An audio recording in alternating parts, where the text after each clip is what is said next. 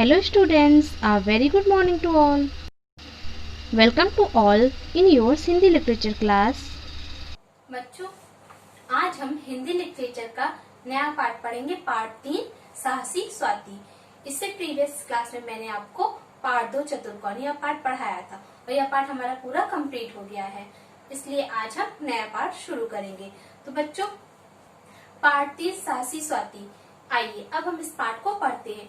इस पाठ में बच्चों एक लड़की के बारे में बताया गया कि वह कितनी साहसी है। वह अपने साहस के द्वारा अपने साथ में पढ़ने वाली एक लड़की की जान को बचाती है। तो आइए पढ़ते हैं कैसे। पाठशाला में एक नई बालिका ने प्रवेश लिया। अध्यापिका ने कक्षा में उसका परिचय कराया। यह स्वाति है, अब इसी कक्षा में पढ़ेगी। जैसे आपकी क्लास में किसी का नया एडमिशन होता है तो टीचर बताती है कि यह नया एडमिशन है, यह नई लड़की है, यह आज से आपके साथ ही पढ़ेगी। वैसे ही उन्होंने भी परिचय करवाया। फिर वे स्वाति से बोली, स्वाति, तुम्हें इस कक्षा की लड़कियों से पता चल जाए कि वे कौन कौन से पाठ पढ़ चुकी हैं।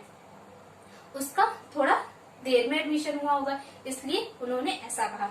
इसके बाद तुम इनकी सहायता से उन पाठों को तैयार कर सकती हो।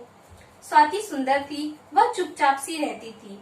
उसकी कक्षा की लड़कियां उससे मित्रता करना चाहती थी, परंतु वह उनसे दूर ही रहती थी।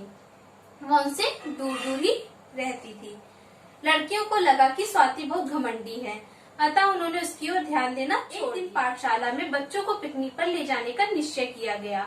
पिकनिक का स्थान एक झील को चुना गया, यानी जहाँ उन्हें पिकनिक जाना था वहाँ क्या थी, एक झील थी। झील का वातावरण बहुत आकर्षक था। पहाड़ी स्थान और फूलों की भरमार इस स्थल की सुंदरता में चार चांद लगा रहे थे। अन्य लड़कियों ने सोचा कि स्वाति पिकनिक पर नहीं जाएगी, परंतु पिकनिक के दिन स्वाति ही सबसे पहले विद्यालय के द्वार पर खड़ी थी। यानी जिस दिन उन्हें पिकनिक पर जाना था, सबसे पहले कौन आया था वहाँ पर, स्वाति आई थी। सभी लड़कियां और अध्यापिकाएं बस में बैठकर पिकनिक स्थल पर पहुंच गईं। एक अच्छा स्थान देखकर अध्यापिका ने दरियां बिछवा दी। कुछ लड़कियां वहां बैठकर हंसी मजाक करने लगी और कुछ घूमने निकल गईं। स्वाति आज भी अपनी सहपाठियों से अलग अकेली घूम रही थी। उसे चुपचाप अकेले रहना पसंद था, तो वह पिकनिक पे भी अकेले ही घूम रही थी। वह एक फूल के पौधे के पास बैठ गई। अचानक धप की आवाज हुई और एक चीख गूंज उठी। स्वाति उठकर तेजी से आवाज की ओर दौड़ी। बच्चों, जैसे ही आवाज आई, वह तुरंत उठकर उसी आवाज की तरफ गई। झील के किनारे से एक लाल कपड़ा दिखाई दिया। वह उधर ही दौड़ने लगी। झील के पास पहुंचते ही उसे बचाओ बचाओ की आवाज सुनाई दी। उसने देखा कि उसकी कक्षा की एक लड़की नीरू झील में गिर पड़ी है। झील में उस स्थान पर पानी कम और कीचड़ अधिक था। जहाँ पर वह गिरी थी वहाँ पानी बहुत कम था और कीचड़ था, जिससे वह उसमें फंस गई थी। वह भाग दलदल बना हुआ था। वहाँ पहुंचकर स्वाति ने नीरू से कहा, नीरू घबराओ मत, मैं अभी किसी और को बुला लाती हूँ। परंतु नीरू हाथ पांव पटक रही थी। स्वाति ने एक क्षण सोचा। उसने अपने थैले से चाकू निकाला और पास की बेल काटने लगी। उसने उस कटी बेल को नीरू की ओर फेंका। इसे दोनों हाथों से कसकर पकड़ लो नीरू। नीरू ने बेल पकड़ ली। स्वाति उसे अपनी ओर खींचने लगी। इस काम में स्वाति के हाथ जगह जगह से कटने लगे। उसका कुर्ता भी फट गया, परंतु उसने हिम्मत नहीं हारी। वह उसे बचाने के लिए कोशिश करती रही। वह नीरू को अपनी ओर खींचती रही। बीच बीच में वह बचाओ बचाओ भी चिल्लाती रही, जिससे और भी लोग आ जाए और उसकी सहायता कर सके। उसकी बचाओ बचाओ की आवाज सुनकर अध्यापिका और अन्य लड़कियां भी वहां पहुंच गईं। चौकीदार भी आ गया। उन्होंने स्वाति के हाथों से बेल ले ली और वे नीरू को अपनी ओर खींचने हुई सूखी जमीन पर आ गई। तब तक स्वाति पसीने से तरबतर हो चुकी थी। वह निढाल होकर जमीन पर गिर पड़ी। अध्यापिका ने स्वाति के मुंह पर पानी के छींटे मारे, तब वह होश में आई। सभी लड़कियां और अध्यापिका स्वाति की प्रशंसा की दृष्टि से देख रही थी। अध्यापिका ने स्वाति को शाबाशी दी। नीरू ने स्वाति को धन्यवाद देते हुए कहा, आज तुम न होती तो मैं अपने प्राणों से हाथ धो बैठती। हम तो तुम्हें घमंडी समझती थी, पर तुम तो सच्ची मित्र निकली। स्वाति ने शर्माते हुए कहा, नहीं ऐसी बात नहीं है, मुझे किसी से बात करने में संकोच। तभी एक लड़की बोल पड़ी, तब तो हम तुम्हें शर्मीली कहा करेंगे। सभी लड़कियां ठहाका मारकर हंस पड़ी। तो बच्चों, देखा स्वाति ने कैसे अपने साथ पढ़ने वाली लड़की को बचाया।